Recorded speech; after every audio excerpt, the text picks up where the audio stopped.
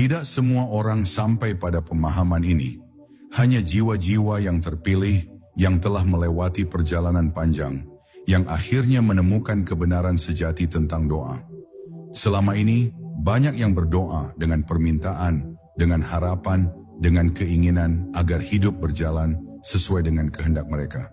Namun ada satu bentuk doa yang lebih tinggi, lebih dalam, lebih kuat. Doa yang tidak meminta, tetapi mengakui. Doa yang tidak berharap, tetapi menyerahkan. Jika hatimu terpanggil untuk memahami doa ini, itu berarti jiwamu telah siap untuk melangkah lebih jauh. Inilah saatnya untuk menemukan rahasia terdalam dari doa yang tidak sekadar diucapkan, tetapi dihayati.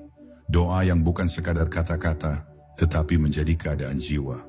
Doa yang mengubah bukan hanya hidupmu, tetapi juga caramu melihat kehidupan itu sendiri. Selamat datang dalam perjalanan menuju doa yang paling kuat. Dalam perjalanan spiritual yang sejati, doa bukanlah sekadar permohonan, melainkan pernyataan kesadaran akan kehadiran ilahi dalam setiap detik kehidupan.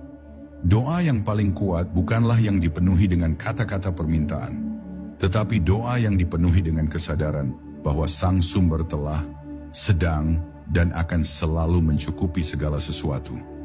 Ini bukan tentang meminta sesuatu yang terasa kurang, melainkan mengakui bahwa segala sesuatu sudah sempurna sebagaimana adanya. Dalam doa ini, tidak ada ketakutan akan masa depan atau penyesalan atas masa lalu, hanya ada penerimaan penuh terhadap kehadiran ilahi saat ini. Ketika seseorang menyadari bahwa doa bukanlah transaksi tetapi transformasi, maka doa berubah dari sekadar ritual menjadi pengalaman mistik yang mendalam. Bukan tentang meminta rezeki, melainkan menyadari bahwa kita adalah bagian dari kelimpahan semesta.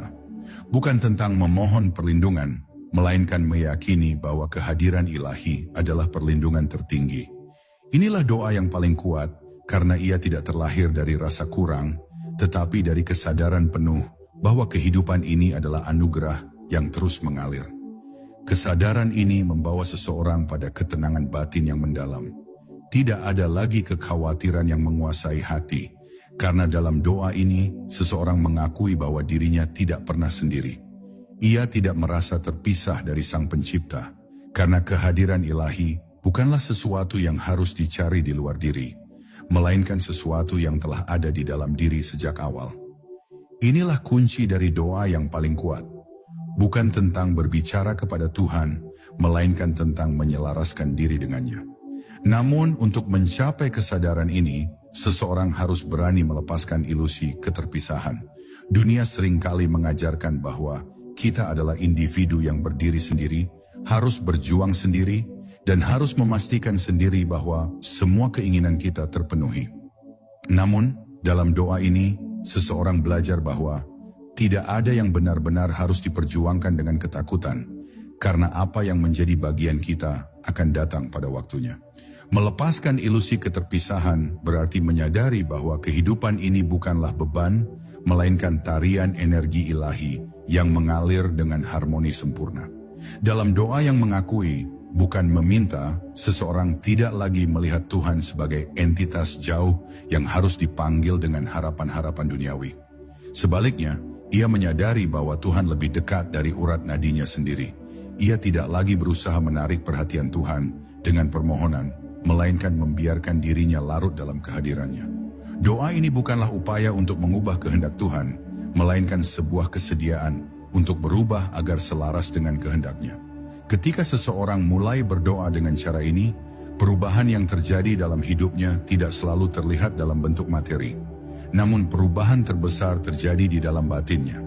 Hati yang gelisah menjadi tenang, pikiran yang penuh kekhawatiran menjadi jernih, dan jiwa yang merasa tersesat menemukan arah. Keajaiban sejati bukanlah datangnya hal-hal yang diinginkan, tetapi hilangnya segala bentuk ketakutan dan penderitaan, karena telah menyadari bahwa dirinya tidak pernah benar-benar kekurangan. Dengan demikian, bab pertama ini adalah pintu gerbang menuju pemahaman bahwa doa yang paling kuat bukanlah tentang apa yang kita inginkan, tetapi tentang kesadaran akan apa yang sudah ada. Doa ini tidak berisi kata-kata yang memohon, tetapi hati yang berserah. Ia tidak lahir dari rasa putus asa, tetapi dari kebijaksanaan yang memahami bahwa kehidupan ini selalu bekerja dalam harmoni yang sempurna. Inilah awal dari perjalanan menuju doa yang benar-benar mengubah hidup.